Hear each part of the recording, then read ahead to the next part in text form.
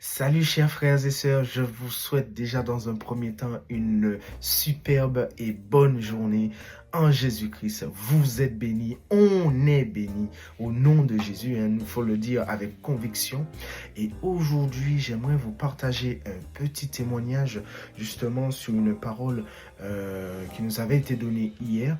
Et c'est en priant ce matin, j'ai eu cette image de il faut que tu fasses un témoignage sur ça parce que ça représente une petite partie infime, une petite partie de ma vie. Je dis infime, je ne sais pas pourquoi je dis ça. Et pour le coup, je pense que ça peut aider d'autres personnes à comprendre un peu leur passage, peut-être quelques critères ou que ça va leur aider à comprendre certaines choses sur peut-être leur projet ou autre. Donc le passage en question se trouve dans 1 Corinthiens 10, verset 23. Il est écrit « Tout est permis, mais tout n'aide pas à croître spirituellement. » Je reprends.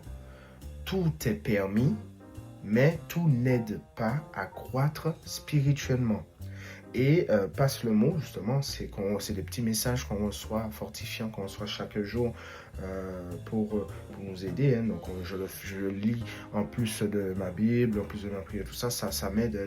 J'essaie de rester constamment dans la présence du Seigneur. Et pour le coup, en explication, on a eu, si ton projet n'est ni utile, ni édifiant, ne le fais pas. Je reprends. Si ton projet n'est ni utile, ni édifiant, ne le fais pas. Donc, cette partie-là qu'on a reçue, je vais vous le mettre voilà, sur un petit court instant, je vais vous le mettre affiché, je vais vous l'afficher, donc il y aura un petit écran noir avec le texte et l'explication donc de Passe le mot. Et en fait, vraiment, je dépose la tablette. En fait, vraiment, ça a été vraiment édifiant. Je vais vous dire pourquoi. Parce que c'est vrai que depuis mon plus jeune âge, j'ai commencé à travailler avec mon père. Mon père, il m'emmenait avec lui pour l'accompagner parce qu'il est entrepreneur dans le bâtiment en Martinique. Et depuis le plus jeune âge, il m'emmenait avec lui, que ce soit pour l'accompagner au travail. Donc, c'était des petits chantiers, hein. C'était pas des gros chantiers qu'il faisait. C'est vraiment les petits travaux, le week-end. Il m'emmenait pour l'accompagner, hein, ce qu'on essaie de faire tous quand on est papa. Et pour le coup, ça a continué. Il a continué à le faire jusqu'à ce que j'ai 18 ans parce que j'ai quand même passé un bac pro dans le bâtiment. J'ai travaillé avec lui aussi pendant quelques mois, on va dire plutôt, dans son entreprise où on s'occupait des papiers. Il m'a informé, il m'a fait vraiment travailler au niveau du papier, comment s'organiser, en fait je l'accompagnais. Comme je travaillais avec lui, donc je l'accompagnais, je faisais tout avec lui. Et depuis le plus jeune âge, en fait, là où je veux en venir, c'est que j'ai été formé dans l'entrepreneuriat. Donc mon objectif à moi, jusqu'à maintenant, c'est de pouvoir avoir ma petite entreprise et vivre de cette petite entreprise. C'était de pouvoir vivre de cette petite entreprise et la faire fleurir, avoir une vie de famille, continuer à servir le Seigneur. Ça, j'avais toujours gardé ça. Continuer à toujours servir le Seigneur, à être assidu et avoir mon petit métier à côté et vraiment subvenir aux besoins de ma famille et puis partir en vacances quand on pouvait partir en vacances, etc. Mais un peu la vie en rêve. Hein. Voilà. Vraiment, ce passage-là est très clairement édifiant parce que, certes, j'avais cette idée d'entrepreneuriat, mais les projets même que je voulais mettre en place pour cette, on va dire, spécificité d'entrepreneuriat, pour vraiment me lancer dans l'entrepreneuriat, pour vraiment créer une entreprise, n'était pas forcément, comme il est dit, dans ce petit message-là, n'était pas forcément édifiant ni utile. Voilà, ça rendait pas gloire à Dieu. Je voulais surtout passer par mes propres moyens. Je voulais vraiment avoir cette entreprise et travailler à fond. Je travaillais à fond dans les différents projets que j'ai eus. Hein. J'ai créé une entreprise en électricité, que j'ai fermé à temps, j'ai créé une entreprise dans tout ce qui est, comme je suis martiniquais, donc tout ce qui est les petites liqueurs qu'on peut avoir. Voilà, je faisais vraiment des trucs, j'essayais de faire vraiment des trucs. Je me suis lancé un peu dans la bourse aussi. Je voulais vraiment faire des trucs où je passais par mes propres moyens. Je ne mettais jamais le Seigneur en avant. À chaque fois que je rentrais du travail, parce que j'avais un travail, j'ai toujours eu un travail à côté, merci Seigneur, parce qu'il m'a gardé grâce à ça. En fait, je faisais tout par mes propres moyens. Je passais vraiment par mes propres moyens. Pour vous dire que quand je sortais du travail, je prenais connaissance avec la famille, hein, donc je disais bonjour, voilà, ça discuter et tout. Et puis je partais en suivant faire mes affaires. Je ne prenais même pas du temps pour le Seigneur. Je cherchais même pas à lire plus la parole que d'habitude. Je ne remettais même pas mes projets entre les mains de Dieu. Je faisais tout pour faire, en fait. Je faisais des trucs pour faire, alors que voilà, le Seigneur un peu, il passait à côté. Et puis une fois le soir arrivé, je repartais, j'allais faire à manger.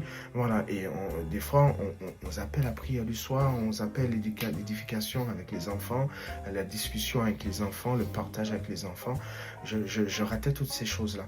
Et vraiment là où je veux en venir par rapport à ce passage-là, ce petit message-là, c'est que depuis, j'ai repris conscience. Le Seigneur a emmené emmené des frères et sœurs vers moi pour discuter avec moi, mais discuter calmement et sainement avec la parole, etc. M'ont invité à des réunions de prière et tout. Et ça m'a vraiment apporté parce que le Seigneur les a utilisés pour déchirer ce voile que j'avais devant mes yeux, parce que certes je servais le Seigneur, mais c'était pas ça, c'est pas ce que le Seigneur il souhaitait, et c'était ni édifiant, c'était ni utile pour le Seigneur, ça ne glorifiait pas le Seigneur, et surtout j'ai perdu un temps fou. Et c'est là où je me suis dit, Seigneur, comment j'ai pu perdre un temps fou, perdre autant de temps à faire des choses alors qu'il y a mieux à faire. Mais en lisant la parole, le Seigneur nous utilise dans ces moments-là pour pouvoir nous rapprocher de lui, pour pouvoir nous former, comme je disais dans le témoignage précédent, où comme le boulanger qui amène tous ses ingrédients et il pétrit la pâte pour former du pain, pour cuire son pain et le vendre après par la suite. Donc le Seigneur, il m'a formé, il m'a utilisé pendant ces moments. Je ne veux pas dire que c'était des moments difficiles, c'était des moments d'épreuve, de creuser, de façon à pouvoir me former. Parce que je n'étais pas dans la disette, j'étais pas. Il pourvoyait à nos besoins, hein. Donc on a toujours des mets succulents dans nos assiettes, on a toujours à manger, voilà. Mais en termes d'entreprise, d'entrepreneuriat, de travail, il me donnait toujours un travail à côté. Mais moi, à côté entreprise, par rapport à ce rêve, ces projets que je mettais en place, c'était fondé sur du sable, c'était pas fondé sur le roc, qui est le Seigneur Jésus. Voilà. Donc là où je veux en venir, c'est-à-dire que peut-être qu'en ce moment même, tu es peut-être en train de faire un projet ou que tu as une idée de projet à réaliser, je t'invite et je t'invite vraiment à remettre tout entre les mains de Dieu, à t'appuyer sur lui, à lire la parole encore plus, à vraiment mettre en pratique cette anecdote, c'est-à-dire que il faut que ce projet glorifie le Seigneur dans ta vie. Il faut que ce projet puisse te permettre de témoigner ce que Dieu fait dans ta vie. Il faut que ce projet puisse te permettre vraiment de parler de Dieu, puisse vraiment te permettre d'être cet outil que le Seigneur veut que tu sois pour lui. Il faut que ce projet puisse te permettre, en fait, il faut que quand les gens ils te regardent, ils voient Dieu. ils voient Jésus, ils voient le Saint-Esprit qui te recouvre de cette splendeur, de la nature de Dieu qu'il est.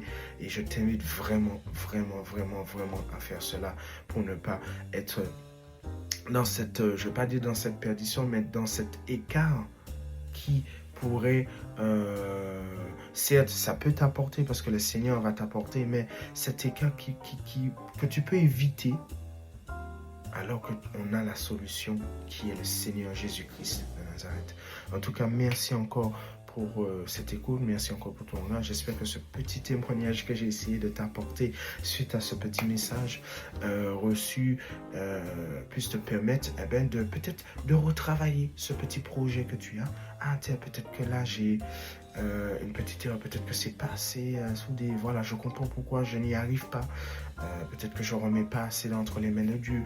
Voilà, n'hésite pas non plus à te former, c'est important. Pas forcément te former dans le domaine que tu veux mettre en pratique, c'est important aussi. Voilà, je prends un exemple, que ce soit la médecine, que ce soit la mécanique, que ce soit même dans la musique, pour la louange, pour le Seigneur, que ce soit dans toutes ces choses, c'est important de se former, d'avoir des bases, des techniques, des spécificités, mais par la suite aussi se former en Jésus-Christ, se former en Dieu, dans la parole. La parole, vraiment, vraiment, je t'incite vraiment à le faire parce que tu es béni car le Seigneur, il vit en toi. Le Seigneur, il vit en toi, le Saint-Esprit de Dieu vit en nous et il nous permet justement de mettre cela en pratique et avec conviction, on va le déclarer. Et je déclare au nom de Jésus-Christ que tu vas réussir dans tes projets, que tu vas réussir dans ce que tu veux mettre en pratique pour le Seigneur, Dieu de gloire. Surtout ça en premier. Mets-le en premier dans tout ce que tu fais. Et oui, il le dit aussi dans Josué 1, où c'est mon verset de conversion, où il te dit, garde ce livre de loi auprès de ta bouche, auprès de ton cœur. Donc, c'est-à-dire, lis la parole de Dieu chaque jour, lis la parole de Dieu tous les jours, garde-le auprès de ta bouche, de ton cœur. Il faut suivre ses préceptes. Il faut s'assujettir à ses commandements pour que nous puissions vraiment être de bons exemples et puis que nous puissions exceller et vraiment dans nos projets pour glorifier Dieu. En tout cas, merci encore pour ton écoute. Je te prie vraiment de persévérer. Persévère. Reste en présence.